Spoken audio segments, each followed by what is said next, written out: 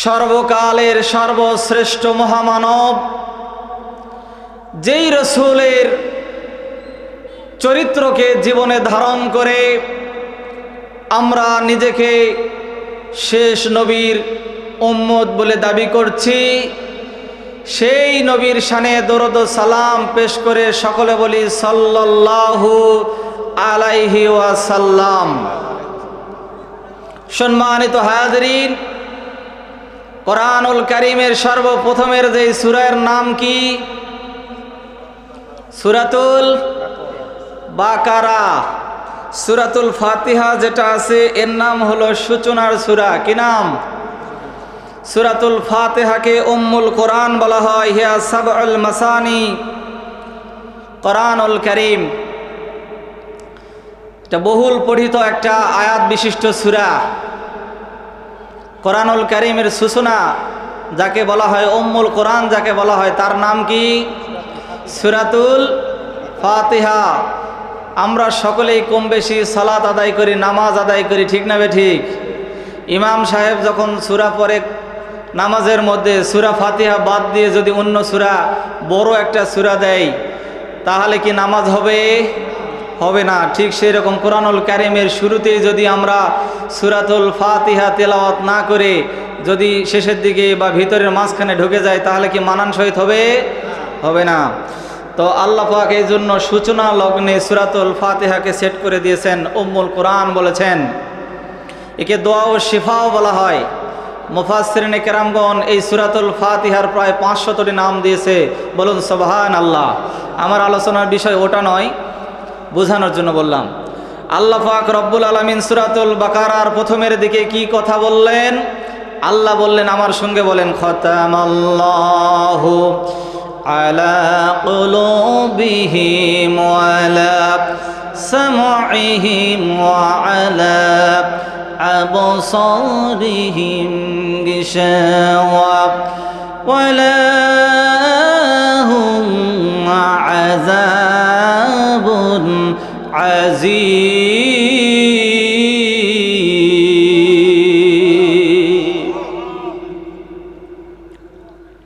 খতামাল্লাহু আলা কুলুবিহিম।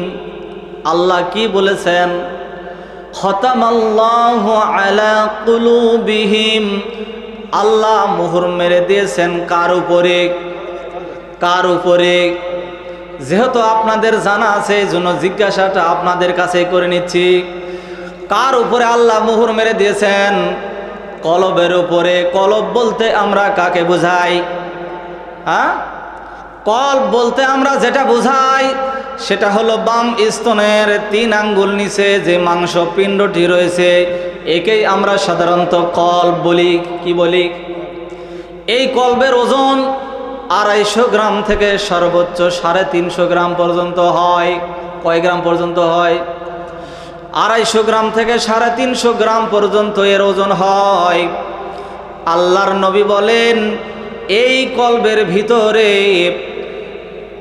কলবের ভিতরে একটা অন্তর আত্মা আছে না নাই? বিজ্ঞানীগণ পরীক্ষা নিরীক্ষা করলেন।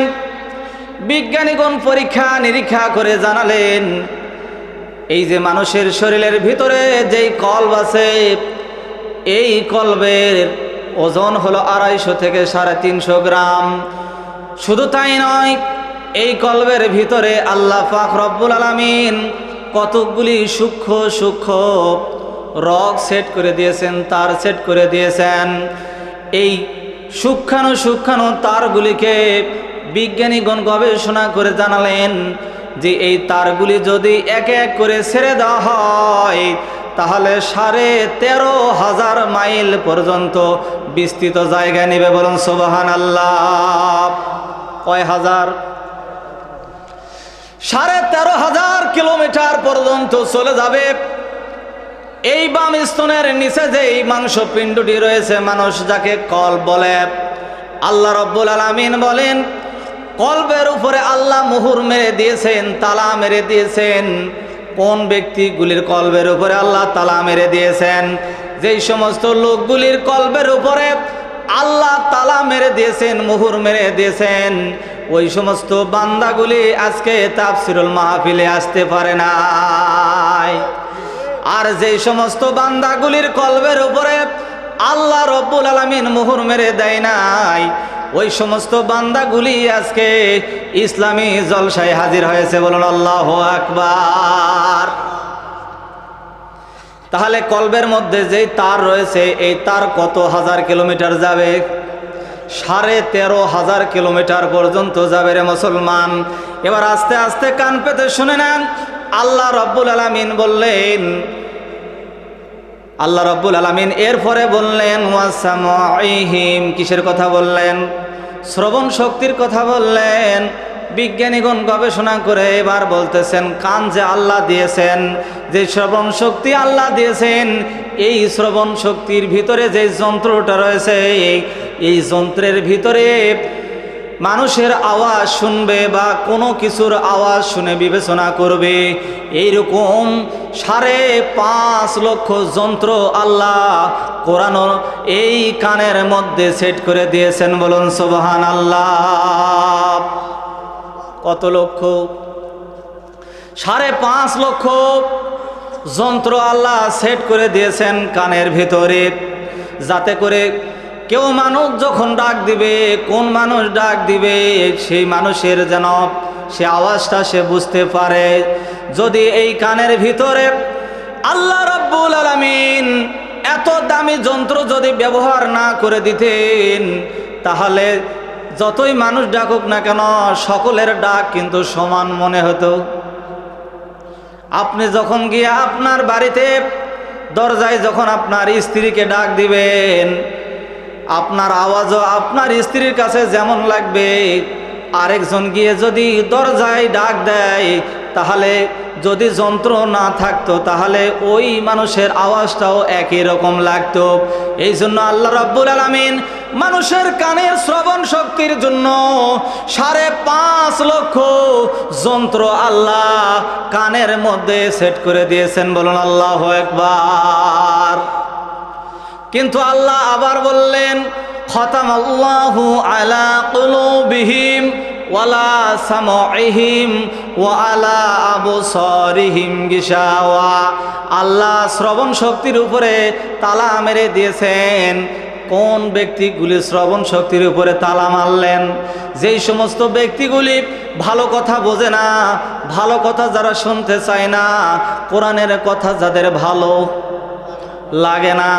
একটু আগে আপনাদের বেলালী সাহেব ওয়াজ করে গেলেন যে আবু জেহেল একটা আইন পাশ করেছিল, ওয়াকালাল্লাযীনা কাফারু লা তাসমাউ লিহাযাল কুরআন।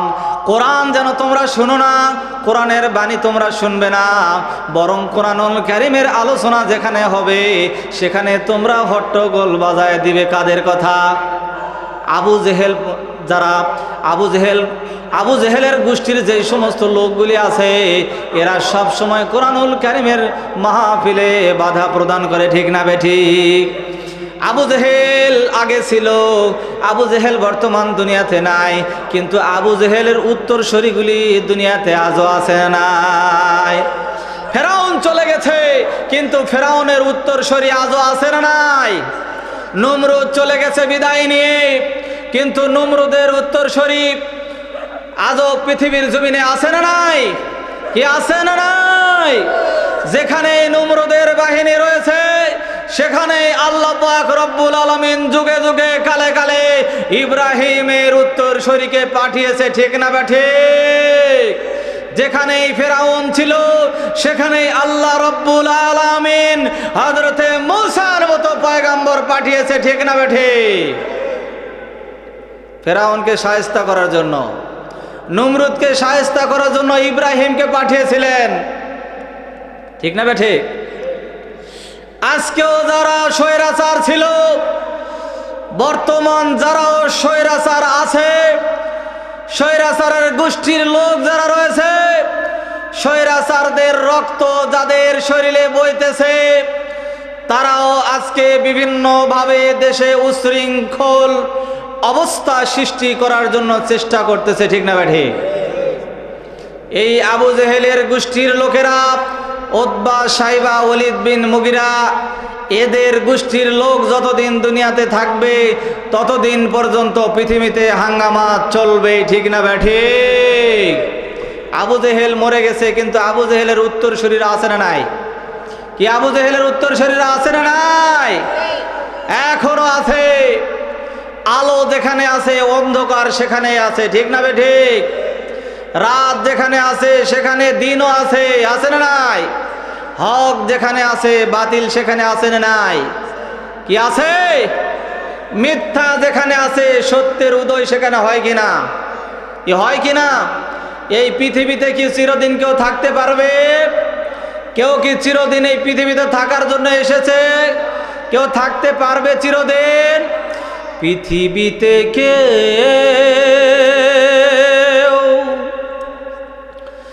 স্থায়ী হয় না, হোক না সে ফেরাউন কিবা নমরুদ, কেউ ভাবে চিরদিন রয় না। পৃথিবীতে কেউ স্থায়ী হয় না, হোক না সে ফেরাউন কিবা নমরুদ, কেউ ভাবে চিরকাল রয় না। সব ছেড়ে চলে যায়, যেতে হয়, মরণ তো কাউকে সার দেয় না। সব রাজা মহারাজা আর যারা বীর, কাউকে সে অবকাশ দেয় না। পৃথিবীতে কেউ স্থায়ী হয় না, হোক না সে ফেরাউন কিবা নমরুদ, কেউ ভাবে চিরদিন রয় না, ঠিক না বেঠিক? চিরদিন এই দুনিয়ায় হয়েছে ভাই কোরআনের জয়, চিরদিন এই দুনিয়ায় হয়েছে ভাই কোরআনের বিজয়। দুনিয়াটা পরীক্ষার স্থান, দুনিয়াটা পরীক্ষার স্থান, যারা জিতবে তারা পাবে সম্মান, যারা হেরে যাবে তারা মহাকষ্টে রবে চিরকাল। চিরদিন এই দুনিয়ায় হয়েছে ভাই সত্যের বিজয়। দুনিয়াটা পরীক্ষার স্থান, যারা জিতবে তারা পাবে সম্মান, যারা হেরে যাবে তারা মহাকষ্টে রবে চিরকাল। চিরদিন এই দুনিয়ায় হয়েছে ভাই কোরআনের বিজয়, ঠিক না ঠিক? ভাই এরকমই যেন থাকে। হ্যাঁ, লিল্লাহে তাকবীর। আল্লাহ রাব্বুল আলামিন বললেন, খাতামাল্লাহু আলা কুলুবিহিম ওয়া লা সামঈহিম ওয়া আলা আবসারিহিম গিশাওয়া ওয়া লাহুম আযাবুন আযীম। সর্বপ্রথম আল্লাহ যেটা বললেন, কিসের উপরে মোহর মারলেন? কলবের উপরে মোহর মারলেন। এরপরে আল্লাহ কিসের উপরে তালা মেরে দিলেন? শ্রবণ শক্তির উপরে তালা মেরে দিলেন। এরপরে আল্লাহ রাব্বুল আলামিন বলতেছেন, ওয়া আবসারিহিম গিশাওয়া। আল্লাহ রাব্বুল আলামিন এবার চোখের উপরে একটা পর্দা সেট করে দিলেন, আবরণ সেট করে দিলেন। কি সেট করে দিলেন? আবরণ সেট করে দিলেন। এই আবরণ সেট করে দেওয়ার মানে, যেই মানুষগুলি ভালো জিনিস দেখতে পায় না, ভালো কাজ সহ্য করতে পারে না, চোখ দিয়ে ভালো কিছু ভালো কিছু এরা কি করে না, ভালো কিছু করুক, এখানে ভালো কিছু হচ্ছে এটা কেউ চায়? এরা চায় না। আল্লাহ রাব্বুল আলামিন বলেন এরা হলো মুনাফিক। এরা কি? এরা হলো মুনাফিক।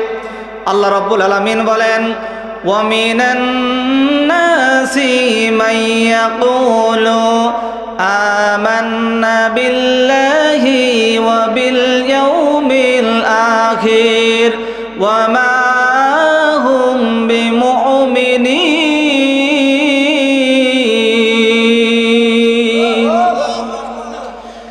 আল্লাহ রাব্বুল আলামিন বলতেছেন মানুষের ভিতর থেকে কিছু সংখ্যক লোকেরা বলে যে আমরা তো ঈমান আনয়ন করেছি আল্লাহ এবং আখিরাতের প্রতি।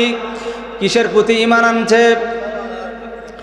আল্লাহ রাব্বুল আলামিন বলেন মানুষের ভিতর থেকে কিছু সংখ্যক লোকেরা বলে আমরা তো ঈমান আনয়ন করেছি আল্লাহ এবং আখিরাতের প্রতি, তার মানে তো আমরা ঈমানদার।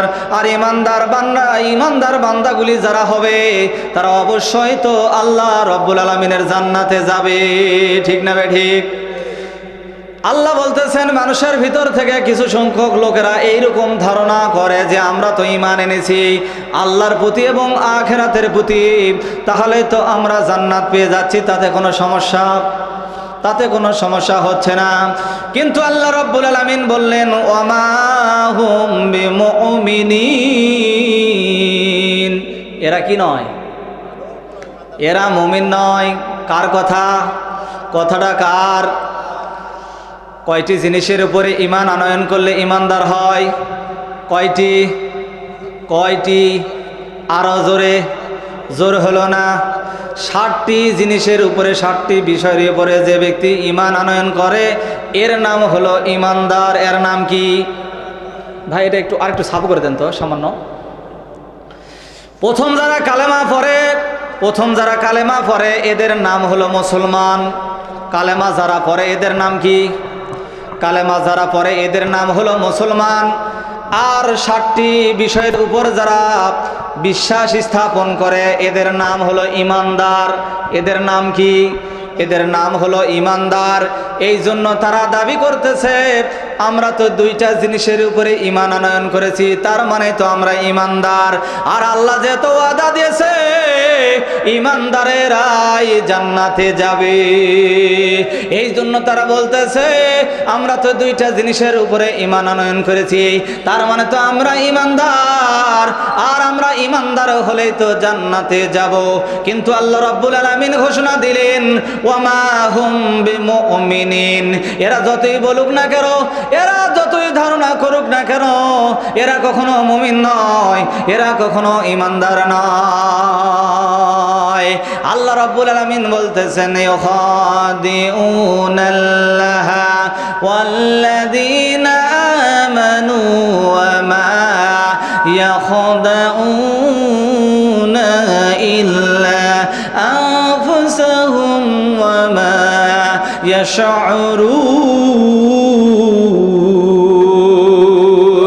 এরা ধারণা করে যে এরা আল্লাহকে এবং ঈমানদারদেরকে ধোঁকা দেয়, কিন্তু এরা তো জানে না, এরা তো বোঝে না, এরা আসলে নিজেরাই নিজেদেরকে ধোঁকায় ফেলে দিচ্ছে।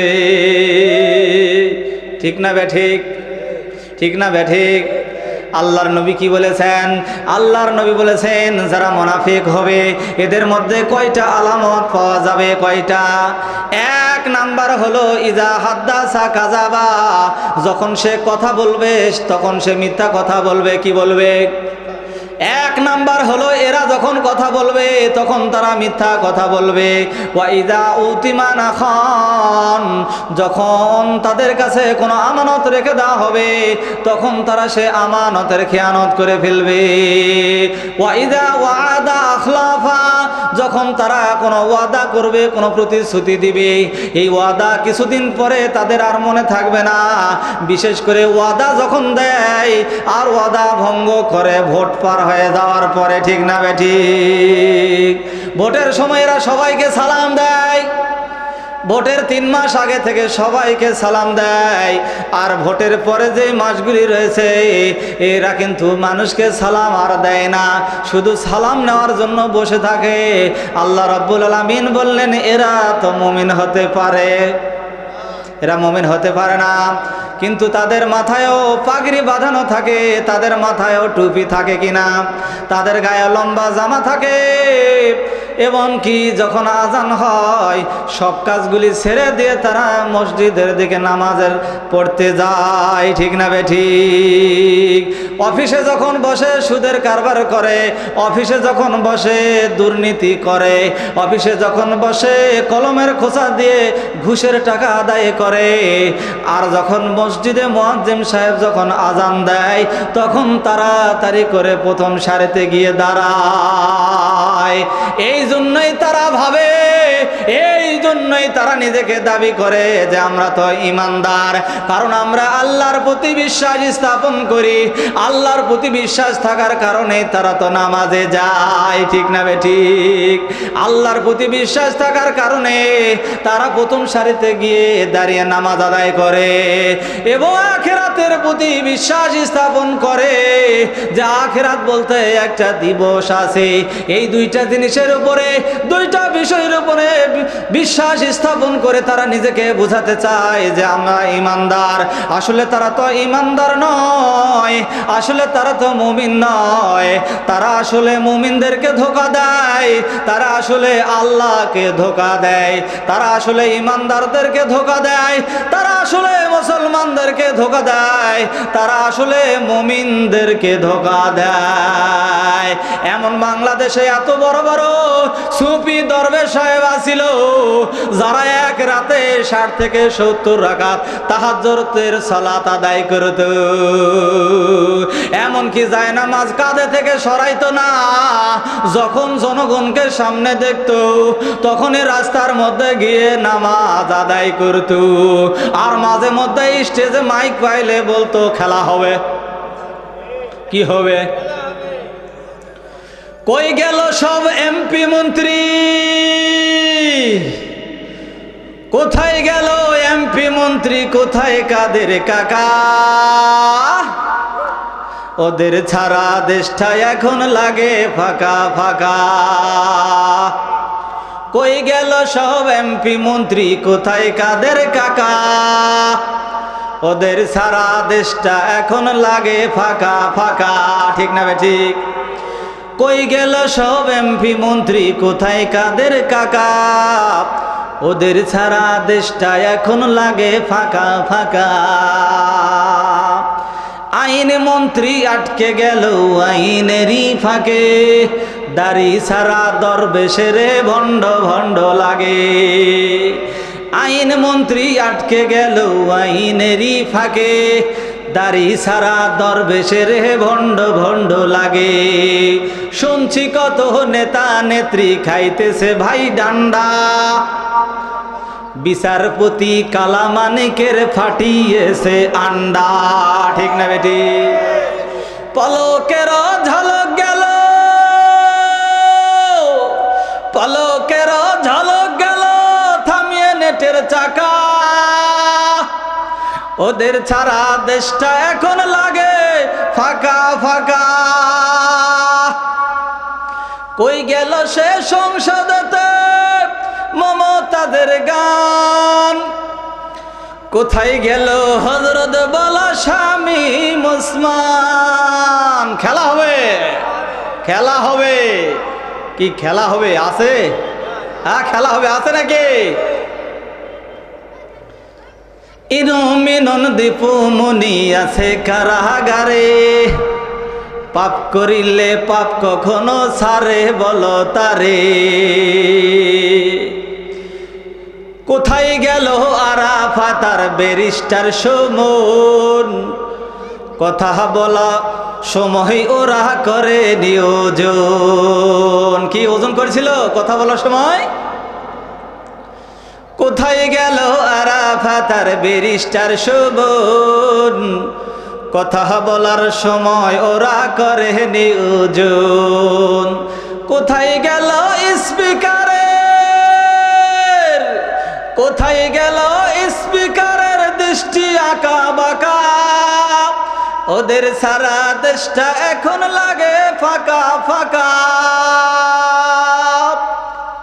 মুরগি কবির কোথায় গেল, জাফর কোথায় আছে, গোপন কি সেও গেল মুদি দাদুর কাছে। মুরগি কবির কোথায় গেল, জাফর কোথায় আছে, গোপন কি সেও গেল মুদি দাদুর কাছে। ঠিক না বেঠি? হাইরে সংসদে আর মমতাদের গান আর শোনা যায়, আর গান শোনা যায়। সেই মমতাজ আজকে তার আপনজন চলে যাতে বিরহের গান গাইতেছে। কি গান?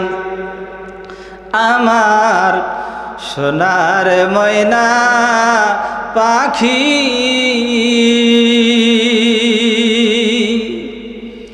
উড়াল দিয়া দাদার দেশে গো,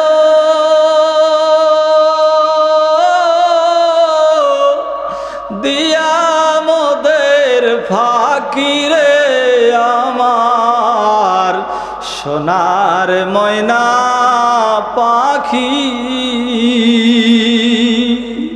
উড়াল দিয়া দাদার কাছে গো, দিয়া মোদের ফাঁকি রে আমার সোনার ময়না পাখি। ঠিক না বেটি?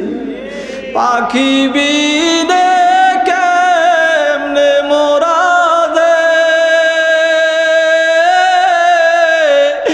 একা একা থাকি রে আমার সোনার ময়না পাখি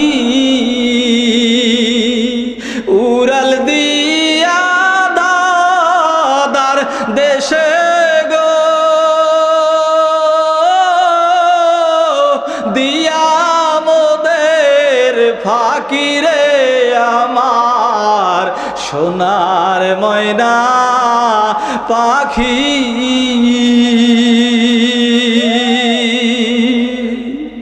কি পাখি আছে?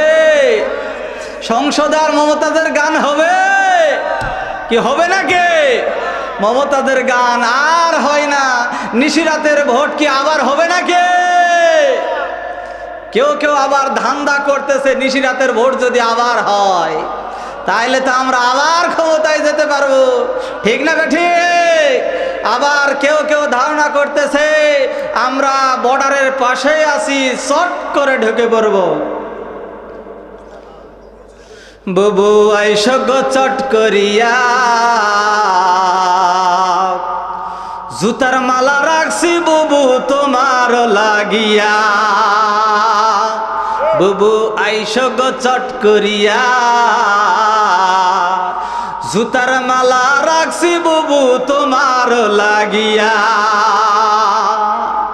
বুবু চট করে আসিয়া তুমি, ও বুবু চট করে আসিয়া তুমি বৈশগ দিতে, জুতার মালা রাখছি বুবু তোমার লাগিয়া।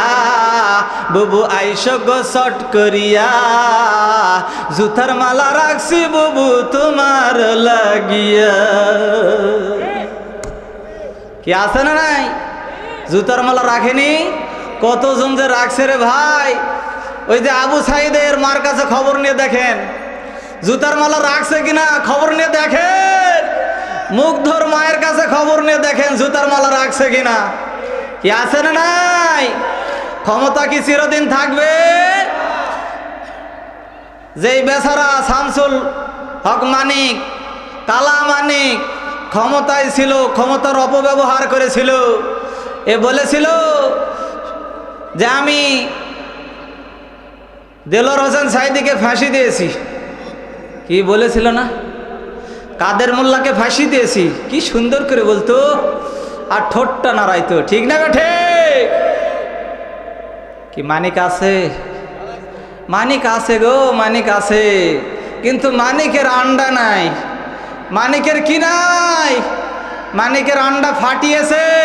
তুমি এত বড় বিচারক, তুমি পালাও কেন? তুমি আবার জঙ্গলে কেন? আবার জঙ্গলে গেল তো গেল রে ভাই, কলার পাতায় শুয়ে আছে। কিসের পাতায়? মাথায় আবার কি দিয়েছিল? কি দিয়েছিল? টুপি। মাথায় কি দিয়েছিল? টুপি। কারা দেয়? হুজুররা দেয়। হুজুর সাজছিল। এই জন্য তো আল্লাহর নবী বলেছে সব চিনা যায়, মুনাফিক চিনা যায়। হিন্দু ধর্মের মধ্যে কোনো মুনাফিক নাই, বৌদ্ধ ধর্মের মধ্যে কোনো মুনাফিক নাই, খ্রিস্টানদের মধ্যে কোনো মুনাফিক নাই, অন্য ধর্মের যারা আছে কোনো ধর্মের মধ্যে মুনাফিক খুঁজে পাওয়া যায় না। শুধু মুনাফিক আছে মুসলমানের ভিতরে। কারণ এদের মাথায় লম্বা পাগড়ি বাঁধা থাকে, এদের মাথায় বড় বড় টুপি থাকে, এদের গায়ে বড় বড় লম্বা জামা থাকে। এদের থেকে সাবধান থাকতে হবে, কিন্তু সবার কাছ থেকে নয়। কারণ এদের কাদের ভিতরে যে মুনাফিকি লুকে আছে আল্লাহ ছাড়া আর কেউ জানে। আর কেউ জানে? কিছু কিছু মুনাফিকের লক্ষণ সম্পর্কে আল্লাহর নবী বলেছেন যে সমস্ত মানুষগুলির ভিতরে এই তিনটি খেসাল পাওয়া যাবে, তিনটি আলামত পাওয়া যাবে, বুঝে নেবেন মুসলমান এরা হলো মুনাফিক। এরা কি? আল্লাহর নবী বলেছেন প্রথম 1 নাম্বার কথা হলো মিথ্যা কি বলা, মিথ্যা কথা বলা। এই 1 নাম্বার স্টেপকে আল্লাহর নবী আবার 3 ভাগে ভাগ করেছেন। কয় ভাগে? কয় ভাগে ভাগ করেছেন? কথার সঙ্গে জবাব না দিলে বুঝতে পারবেন না। 1 নাম্বার হলো মিথ্যা কথা বলা, মিথ্যা সাক্ষী দেওয়া। 3 নাম্বার হলো মিথ্যা শপথ করা। বাংলাদেশে মিথ্যা সাক্ষী আছে না নাই? বাংলাদেশে মিথ্যা সাক্ষী আছে না নাই? বাংলাদেশে মনে হয় নাই। বনি ইসরায়েলের সময় 3 জন বিচারক ছিল, অত্যন্ত সুষ্ঠু বিচারক, ন্যায়পরায়ণ বিচারক ছিল। কোন সময়ে? কোন সময়ে ছিল? বনি ইসরায়েলের সময়ে 3 জন বিচারক ছিল, অত্যন্ত সূক্ষ্ম বিচারক, ন্যায় বিচারক ছিল। কয়জন? কয়জন ছিল? আরো জোরে, জোর হলো না। কয়জন? আরো জোরে। 3 জন বিচারক ছিল, ন্যায় বিচারক। আল্লাহ রব্বুল আলামিন জিব্রাইল আলাইহিস সালাতু ওয়াস সালামকে বললেন, ভাই জিব্রাইল, ও জিব্রাইল, তুমি যাও একটু এই 3 জন বিচারককে একটু পরীক্ষা করা লাগবে। কি করা লাগবে? 3 জন বিচারককে পরীক্ষা করা লাগবে। 3 জন বিচারককে একটু পরীক্ষা করতে হবে। 3 জন বিচারক কি আসলে ন্যায়পরায়ণ বিচারক কিনা পরীক্ষা করতে হবে। এবার আল্লাহ পাক রব্বুল আলামিনের কাছে জিব্রাইল আলাইহিস সালাতু ওয়াস সালাম বলতেছেন, আল্লাহ কিভাবে তাহলে পরীক্ষা করবেন? এবার আল্লাহ রব্বুল আলামিন বলতেছে, জিব্রাইল তুমি ফেরেশতার রূপে মানুষের কাছে যেতে পারবে না, মানুষের রূপ ধারণ করে তুমি একটা ঘোড়া নিয়ে তুমি চলে যাবে জমিনে, তাহলে দেখবে যে খেলা শুরু হয়ে যাবে। বনি ইসরায়েলের কওমের কাছে চলে গেলেন জিব্রাইল আলাইহিস সালাতু ওয়াস সালাম। কিসের রূপ ধারণ করে? আমার কথার সঙ্গে কথার জবাব দিবেন। কিসের রূপ ধারণ করে গেলেন? মানুষের রূপ ধারণ করে জিব্রাইল আলাইহিস সালাতু ওয়াস সালাম চলে গেলেন বনি ইসরাইল কওমের ভিতরে। এবার যাওয়ার পরে আল্লাহ পাক রব্বুল আলামিন জিব্রাইল আলাইহিস সালাতু ওয়াস সালামকে বললেন, জিব্রাইল ওই যে পুকুরের মধ্যে একজন কৃষক গরুকে গোসল করাইতেছিল, আপনারা পুকুরে গরুকে গোসল করান কিনা? করান। ওই রকম একজন কৃষক পুকুরের মধ্যে একটা গরুকে গোসল করাইতেছিল। তার ওই গরুর সঙ্গে একটা বাচ্চা ছিল, একটা বাছুর ছিল। ওই বাছুরকে পুকুরের পাড়ের উপর রেখে কৃষক বেচারা গরুকে নিয়ে পুকুরের ভিতরে নেমেছে গোসল করে দেওয়ার জন্য। কি করে দেওয়ার জন্য? গোসল করে দেওয়ার জন্য যখন পুকুরে নেমেছে, এবার আল্লাহ পাক রব্বুল আলামিন বললেন, জিব্রাইল তুমি মানুষের রূপ ধারণ করে গিয়ে একটা ঘোড়া নিয়ে যাবে।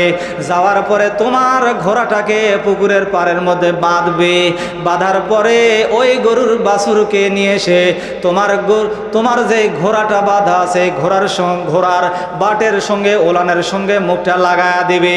তাহলে ওই গরুর বাছুর এসে এই ঘোড়ার দুধ খেতে আরম্ভ করবে। জিব্রাইল বলে, আল্লাহ তাহলে কি হবে? আল্লাহ বলতেছেন, জিব্রাইল এরপরে কি খেলা হবে সেটা দেখতে থাকো। এবার জিব্রাইল আলাইহিস সালাতু ওয়াস সালাম একটা হ্যাঁ একটা ঘোড়া নিয়ে গেলেন, যেই ঘোড়াটা দুধ দেয় এরকম একটা ঘোড়া নিয়ে গেলেন, নিয়ে গিয়ে পুকুরের পাড়ের উপরে ঘোড়াটা শক্ত করে বাঁধলেন। বাঁধার পরে ওই কৃষক বেচারার যে গরুর বাছুরটা ছিল ওই বাছুরটাকে টেনে নিয়ে সে লাগিয়ে দিল কোথায়? ঘোড়ার বাটের মধ্যে লাগিয়ে দিল, ওলানের মধ্যে লাগিয়ে দিল। দেওয়ার সঙ্গে সঙ্গে ওই বাছুরটা ঘোড়ার দুধ খাওয়া শুরু করে দিল। এবার আল্লাহ বলতেছে জিবরাইল খেলা শুরু হয়ে গেছে। কি হয়েছে? খেলা শুরু হয়ে গেছে। এবার যে বাছুরটা দুধ খাইতেছে এই বাছুরটা নিয়ে তুমি সামনের দিকে যাওয়া আরম্ভ করো। কোন দিকে? এবার জিবরাইল আলাইহিস সালাতু ওয়াস সালাম, মানুষের রূপধারী জিবরাইল ঘোড়াটা নিয়ে সামনের দিকে অগ্রসর হয়। আর ঘোড়ার দুধটা একটু মিষ্টি করে দিয়েছিলেন, যার আল্লাহ মিষ্টি করে দিয়েছিলেন, এই জন্য বাছুরটা লোভ পেয়ে, দুধের লোভ পেয়ে এবার ঘোড়ার পিছনে পিছনে ছুটতে শুরু করেছে।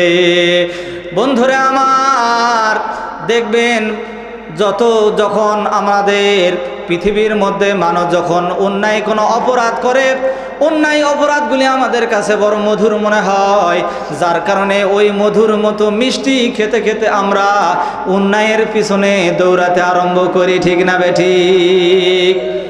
বাছুরটা কার ছিল? বাছুরটা কার? গেল কার পিছে? ঘোড়ার পিছনে যখন দৌড় দিয়ে যাইতেছিল কি খাওয়ার লোভে? মিষ্টি দুধ খাবে। কি দুধ খাবে? মিষ্টি দুধ খাবে, এই জন্য যাইতেছিল। মিষ্টি দুধ যখন খাবে এই লোভে পড়ে গরুর বাছুর কার পিছনে ছুটলো? ঘোড়ার পিছনে ছুটলো। এবার ঘোড়ার পিছনে যখন বাছুরকে দেখলো ওই কৃষক এবার গরু ছেড়ে দিয়ে উপরে উঠে দৌড়াইতে আরম্ভ করলো। আর বলতেছে এই ভাই, এই ভাই, এই ভাই দাঁড়াও, এই ভাই দাঁড়াও, এই ভাই ঘোড়াওয়ালা দাঁড়াও, এ ভাই ঘোড়াওয়ালা দাঁড়াও, এ ভাই ঘোড়াওয়ালা দাঁড়াও, কোথায় তুমি যাও? ঘোড়াওয়ালা দাঁড়িয়ে গেল। এবার ঘোড়াওয়ালা দাঁড়ালো, ভাই কি হয়েছে বলেন। এবার গরুওয়ালা বলতেছে ভাইজান আপনি তো ঘোড়া নিয়ে যাচ্ছেন কিন্তু সঙ্গে তো আমার বাছুরকেও নিয়ে যাচ্ছেন। বলে কোথায় আপনার বাছুর? বলে এই যে আমার, এটা হলো গরুর বাছুর। ঘোড়াওয়ালা বলতেছে অসম্ভব ব্যাপার, এটা তো আমার ঘোড়ার বাছুর। কার বাছুর? এটা তো আমারই ঘোড়ার বাছুর। আপনার বাছুর কেমনে হলো? আপনার যদি গরুর বাছুর হতো তাহলে তো আপনার গরুর কাছেই থাকতো, আমার ঘোড়ার পিছনে তো কখনো আসতো না। এবার কৃষক বারবার বলতেছে ভাইজান তাকিয়ে দেখেন বাছুরের চেহারাটা গরুর মতো। কালেমা পড়েন লা ইলাহা।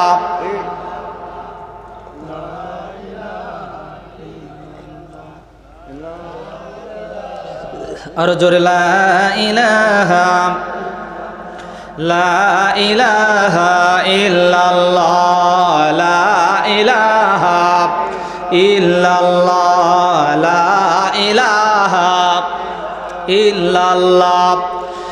এবার ঘোড়াওয়ালা ডাক দিয়ে বলতেছে অসম্ভব ব্যাপার, এটা তো আমার ঘোড়ার বাছুর। গরুওয়ালা বারবার বলতেছে না এটা অসম্ভব ব্যাপার। তাকে দেখেন এর চেহারা তো গরুর মতো।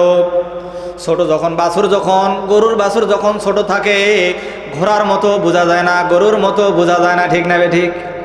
চিনা কিন্তু একটু অসম্ভব ব্যাপার হয়। যদি একটু সুন্দর চেহারার হয় তাহলে কিন্তু একটু চিনা অসম্ভব ব্যাপার হয়। ঠিক না ঠিক?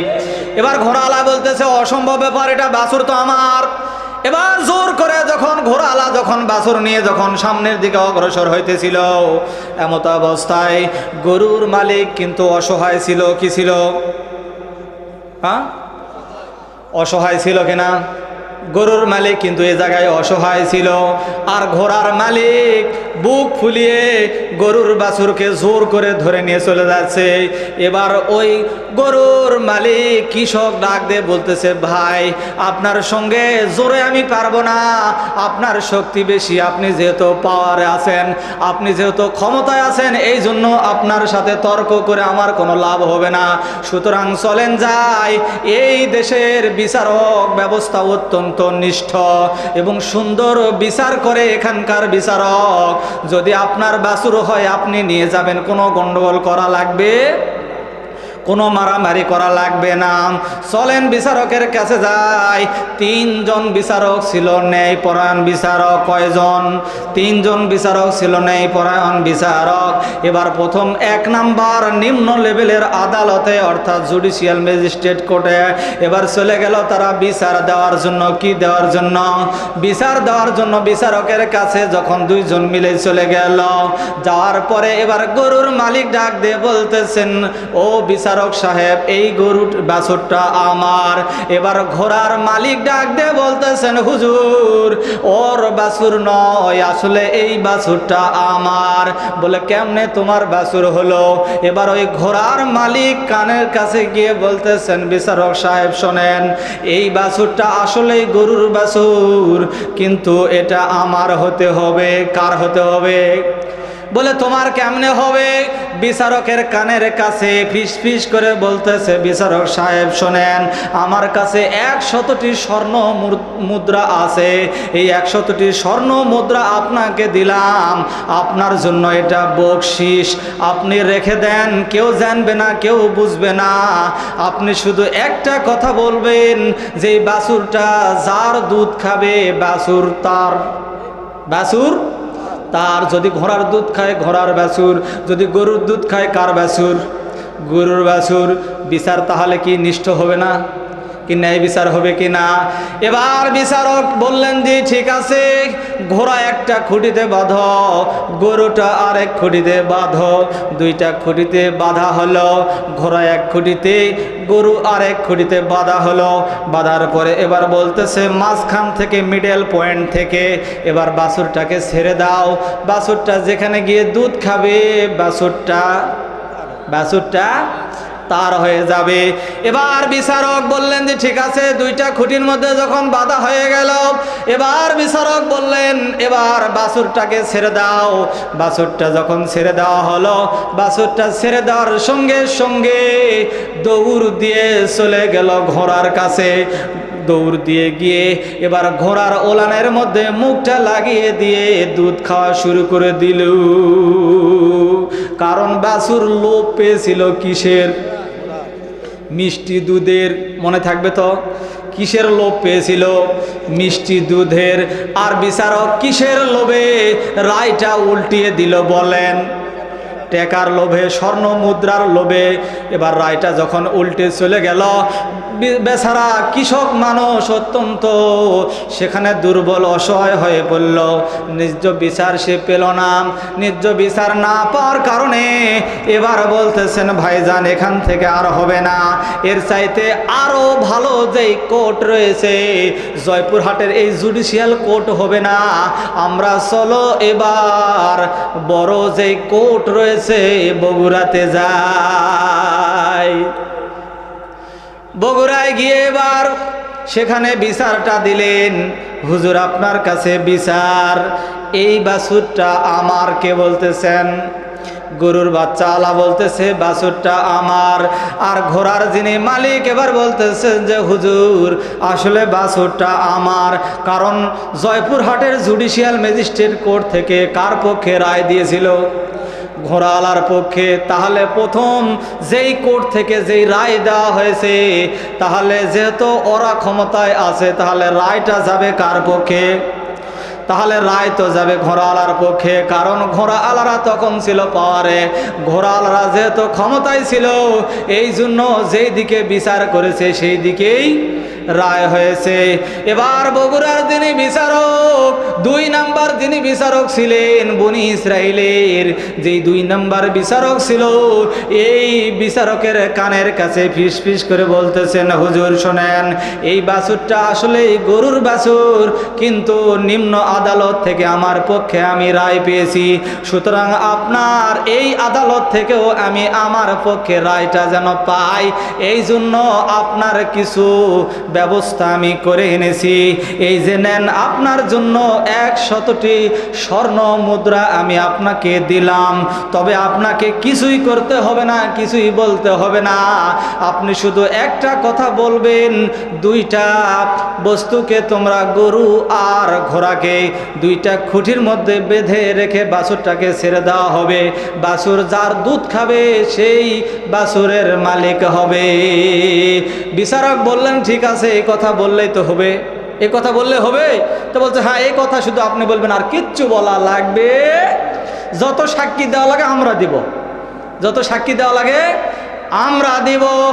এই জন্যই তো শহীদ আল্লামা দেলোয়ার হোসেন সাইদি রাহিমাহুল্লাহর বিপক্ষে তারা সাক্ষী দিয়েছিল যে আল্লামা দেলোয়ার হোসেন সাইদি নাকি একজন ছিল কি রাজাকার, আরেকটা কি ছিল ধর্ষক, কি ছিল, আরেকজন ছিল ধর্ষক। তিনি নাকি ওই যুদ্ধের সময় যে 9টি মাস ধরে যুদ্ধ চলেছে, 9 মাস ধরে নাকি 1 লক্ষ মা বোনের ইজ্জত হরণ করেছে। বলুন নাউজুবিল্লাহ। 9 মাসে কয়দিন হয়? 9 মাসে কয়দিন হয়? 9 মাসে কয়দিন? 3 নং 27, 270।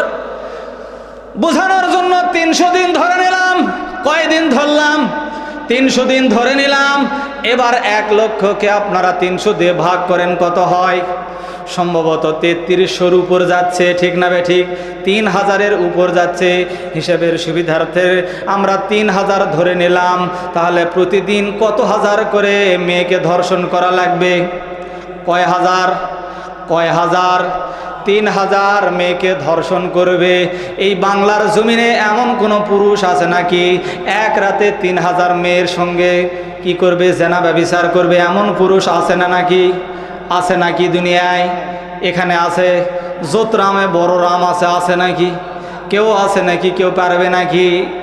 সর্বোচ্চ ধরে নিলাম 3000 নয়, 300টাও যদি হয়, এমন কোন বীর পুরুষ বাংলার জমিনে আছে নাকি প্রতি রাতে ধর্ষণ করবে? আছে কি? আছে? আছে নাকি? তাহলে গরুর বাচ্চা কেমনে ঘোড়ার বাছুর হয়? আর আল্লামা সাইদি কেমনে 1 লক্ষ মা বোনের ধর্ষক হয়? এটা কি মেনে নেওয়া যায়? এটা কি বিশ্বাস করা যায়? কিন্তু বাংলার মুসলমান সেদিন ট ট করে তাকিয়ে তাকিয়ে দেখেছিল, আর বোবার মতো শুধু কান পেতে শুনেছিল। বলার কোনো কিছু ছিল? কোনো কিছু ছিল? ওই যে গরুর মালিকের যেমন অবস্থা, ওই রকম অবস্থা ছিল কিনা বলেন? কথা বলার কোনো অপরাধ ছিল না, তবু আমি ছিলাম কারাগারে। বিনা দোষে জেলে আমায় পাঠাইছিল জালিম সরকারে। কোনো অপরাধ ছিল না, তবু আমি ছিলাম কারাগারে। বিনা দোষে জেলে আমায় পাঠাইছিল জালিম সরকারে। কান্দিস না মা আমার মতো, এমন হাজার ছেলে বন্দী আছে জেলখানাতে, দিনের সব কাজ ফেলে। কান্দিস না মা, এমন কত সোনার ছেলে বন্দী আছে জেলখানাতে, দিনের সব কাজ ফেলে। কোনো অপরাধ করিনি, তবু ছিলাম কারাগারে। বিনা দোষে জেলে আমায় পাঠাইছিল জালিম সরকারে। বিনা দোষে কত আলেমকে জেলখানার মধ্যে দিয়েছিল কিনা? গণতন্ত্র চিনি না আমি জানি না গণতন্ত্র, গণতন্ত্র দেখিনি আমি শুনেছি গণতন্ত্র, গণতন্ত্র চিনি না আমি জানি না গণতন্ত্র, গণতন্ত্র দেখিনি আমি শুনেছি গণতন্ত্র। আমি শুনেছিলাম এক বাংলাদেশের গণতান্ত্রিক রাজা যখন যারে মন চেয়েছে ধরে দিয়েছে সাজা। আমি শুনেছিলাম এক বাংলাদেশের গণতান্ত্রিক রাজা যখন যারে মন চেয়েছে ধরে দিয়েছে সাজা। কাউকে দিয়েছে ফাঁসির দণ্ড রেখেছে আয়না ঘরে, কাউকে আবার লাশ বানিয়ে ভাসিয়েছে সাগরে। কাউকে দিয়েছে ফাঁসির দণ্ড রেখেছে আয়না ঘরে, কাউকে আবার লাশ বানিয়ে ভাসিয়েছে সাগরে। করেছে সব কিসের জোরে, ছিল কি দাদার মন্ত্র? কেমন গণতন্ত্র ছিল, কেমন গণতন্ত্র, গণতন্ত্রের আড়ালে ছিল রয়ের ষড়যন্ত্র। কেমন গণতন্ত্র ছিল, কেমন গণতন্ত্র, গণতন্ত্রের আড়ালে ছিল মোদির ষড়যন্ত্র। আমি শুনেছিলাম আগে নির্বাচনে লাগতো টাকার নোট, আমি দেখেছি কত নির্বাচনে লাগেনি তো ভোট। ভোটের আগে পাশ হয়েছে মন্ত্রী মিনিস্টার, লাগেনি মিছিল, লাগেনি মিটিং, লাগেনি তো পোস্টার। কিছু বলবেন না? ভোটের আগে পাশে হয়েছে মন্ত্রী মিনিস্টার, লাগেনি মিছিল, লাগেনি মিটিং, লাগেনি তো পোস্টার। নির্বাচন কমিশন ছিল ইন্ডিয়ান গণতন্ত্র, কেমন গণতন্ত্র ছিল, কেমন গণতন্ত্র, গণতন্ত্রের আড়ালে ছিল রয়ের ষড়যন্ত্র। কেমন গণতন্ত্র ছিল, কেমন গণতন্ত্র, গণতন্ত্রের আড়ালে ছিল রয়ের ষড়যন্ত্র। শাসনে ছিল না সততা নিষ্ঠা, বিচারের ছিল না মান, তাই তো সংসদে শোনা যেত মমতাদের গান। শাসনে ছিল না সততা নিষ্ঠা, বিচারের ছিল না মান, তাই তো সংসদে শোনা যেত মমতা জাপার গান। ঠিক না ঠিক? কেমন গণতন্ত্র ছিল, কেমন গণতন্ত্র, গণতন্ত্রের আড়ালে ছিল রয়ের ষড়যন্ত্র।